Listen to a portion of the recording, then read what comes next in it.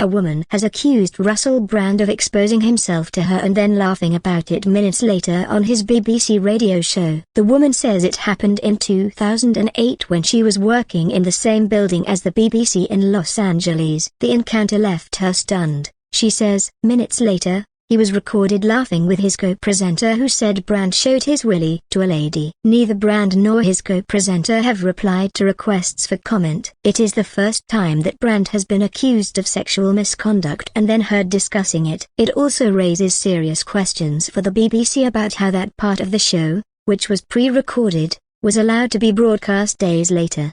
The woman never made a formal complaint. BBC management was informed about the incident in 2019. But no formal action was taken. In a statement, the BBC said it was sorry to hear the allegations and would investigate them as part of a review into Brand's time at the BBC. 4 other women have also accused Brand, 48, of sexual assaults and rape between 2006 and 2013. He has denied the claims, saying his relationships were always consensual. The woman, who we are calling Olivia, worked for a media company in the same building as the BBC's Los Angeles office. On the 16th of June 2008, she says she answered the door to Brand and his team, who were there to pre-record an episode of the Russell Brand Show for Radio 2.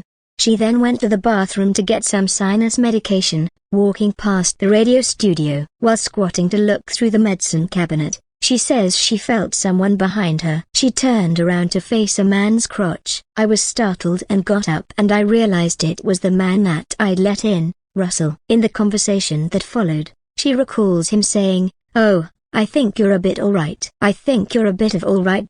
A Macron." She says he told her he was going to call her Betty. When she said that wasn't her name, she says he replied, "Well, I'm gonna fuck you." And I said, "No, you're not.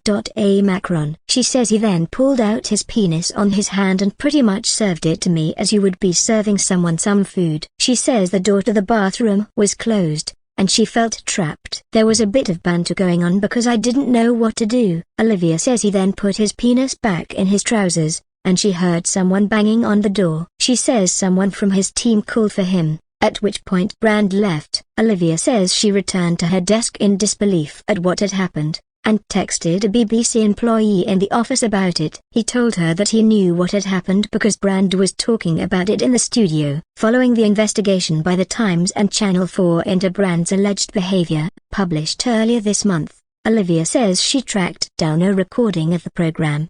The episode, which aired on 21st of June, 2008, features this exchange between Brand and Matt Morgan. Morgan: "It's been 25 minutes since he showed his willy to a lady." Brand, laughing: "Very easy to judge. Very easy to judge." Morgan: "The receptionist her broken bar." Brand, laughing: "Look, a broken bar." Morgan: "Receive this." Morgan adds, "He got told off for ringing a bell. Minutes later he's showing his willy." Brand can be heard laughing in the background. Olivia, who has never worked as a receptionist, says she felt disgusted when she heard it. "I feel ashamed, but more so I wonder had something been done. Perhaps there would have been fewer women he would have done horrible things to, which we're reading about in the papers now."